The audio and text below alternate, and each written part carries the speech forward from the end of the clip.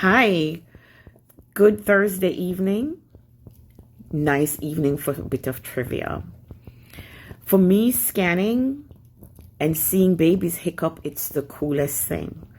So yes, our babies, our fetuses do hiccup early in pregnancy, as early as 9 weeks.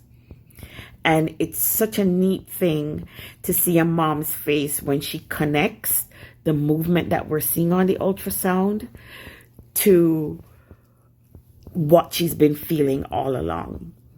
We don't know why hiccups are occurring, but we do know that it's a normal part of development.